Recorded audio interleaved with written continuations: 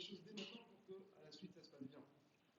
Alors, on dit un exemple de comment montrer l'importance de l'étude de la Torah des enfants et que justement il appelait la coupa de hors Torah, c'était une coupa pour aider les Bachourim, qu'ils n'ont pas le problème de la parnassa dans la tête, qu'ils peuvent étudier tranquillement et cette coupa-là elle était réservée pour aider ceux qui étudiaient.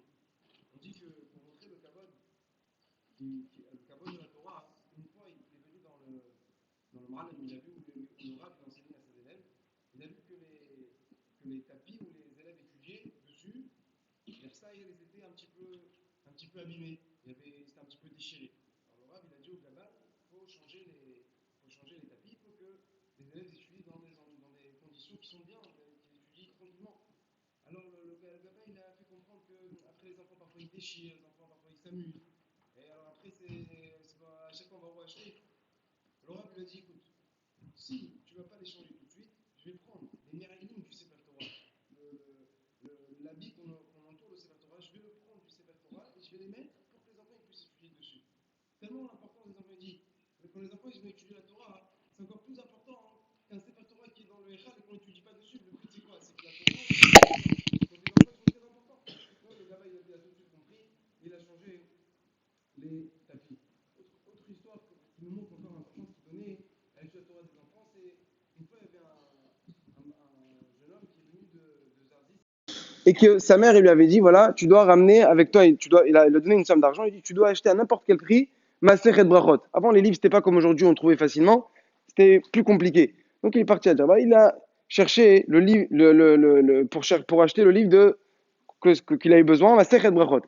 Et qui vendait à ce moment-là? C'était le fils du Rav, le fils de Rabbi Khalfon, Rabbi Shushan HaKohen. Il le cherche et il voit que Rabbi Shushan et Rabbi Khalfon ils étaient ensemble, ils marchaient, et il lui dit voilà, j'ai besoin d'acheter ma Masechet Brachot. Et là Rabbi Shushan il le regarde et lui dit je suis désolé, mais là j'en ai plus. Tout ce que j'ai édité, j'ai plus de Masechet Brachot pour l'instant. Le Rav il entend ça, il dit à son fils Rabbi Shushan va lui donner ma Masechet Brachot que j'ai étudiée dedans pour qu'il puisse étudier dedans. Donc encore une fois, on voit la valeur de comment il faut voir loin pour encourager et montrer l'importance montrer leur écart, c'est que le Limoud Torah des enfants. Aussi, il avait diffusé à Djerba la façon d'étudier de Limoud à Halakha. Jusqu'à maintenant, la Halakha, c'était que pour les grands rabbanim, que pour ceux qui s'étudiaient, qui sont vraiment arrivés à un très grand niveau. Eux, ils étudiaient Halakha. Tous les autres, même ceux qui avaient un niveau, même s'ils avaient un Hayoun, ils n'étudient pas l'Halakha. Lui, il a diffusé ça, que chaque Shabbat, il faisait un shiur d'Halakha. Et on raconte une histoire, on montre un exemple de comment il faisait pour que les élèves ils s'habituaient justement à être posek halakha. On dit une fois il y a eu une bagarre, si on peut appeler comme ça, une dispute entre deux rabbanim. Il y avait un rav qui s'appelait Rabbi Zri Rachouch et un autre hakam qui s'appelait Rabbi Hamouch. Les deux, ils avaient une dispute, ils sont venus au Bedin parce que Rabbi Hamouch Hatab il a dit moi j'ai fait la shrita d'un poulet et il y avait le sang qu'il fallait être mechassé auto. Et Rabbi Zri, il est venu, il a vu que j'ai tardé, il a pris le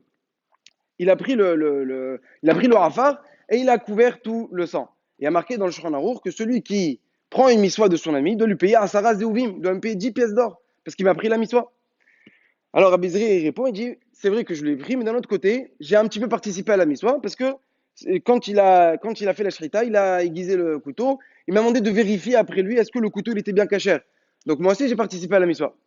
Le Rav, il lui répond, il dit ça marche pas, c'est pas une tarana. En fin de compte, c'est lui qui a fait la miswa, donc c'est à lui d'être mechassé. C'est lui qui, sauf qui a fait la shrita, c'est à lui d'être mechassé le rafar.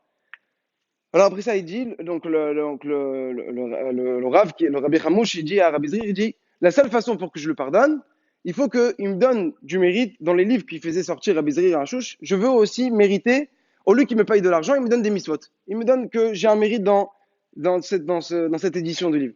Le Rav lui dit on ne peut pas comparer la miswa d'éditer un livre qui est Zikoui Arabim, c'est encore plus grand que celui qui est Mechassé l'Arafar. Donc la solution pour l'instant, c'est qu'il doit te payer. À côté, dans le Bedin, il y avait aussi Rabbi Huit HaKohen. Alors Shalom, il dit à Rabbi Khalfon il dit comme ça, que dans le Mishbesot Zahav, en doucement, il lui dit que dans le Mishbesot Zahav, là-bas on parle de ce cas-là, de celui qui a volé la miswa de l'autre, qui a pris la miswa de l'autre, et on dit que si la personne qui a fait la bracha, quelqu'un qui a pris la bracha de l'autre, mais il a fait la bracha à voix haute, et celui qui devait faire la bracha, il a répondu Amen, ça marche, parce que c'est marqué Gadol, là on est Amen, le terme Celui qui répond Amen, c'est encore plus fort que celui qui fait la bracha. Donc, automatiquement, si il a fait la bracha fort, il a répondu Amen, il a été mista, c'est encore plus important qu'il a fait la mitzvah, donc il n'a pas besoin de lui payer. Alors Rabbi Khalfon, pour habituer à chercher dans les livres, il a dit au Rav, il a dit à Rabbi Zril, si jamais tu te cherches dans les livres et tu trouves la réponse dans quelques jours et tu me la montres, tu me montres pourquoi tu as un derrière d'être patour, tu seras patour de payer. Alors là, il a cherché, jusqu'à la fin, il a trouvé le Mishbesot Zahav, et il est venu voir le Rav, il a dit voilà, moi j'ai fait la bracha à voix haute, donc d'a priori, d'après ce qui sort de ces paroles-là, je devrais être patour parce que j'ai fait la bracha à voix haute, il a répondu Amen. Et comme ça, on a pu montrer un exemple, et ce Rav-là, il a écrit beaucoup de livres après Rabbi Zri Harchouch.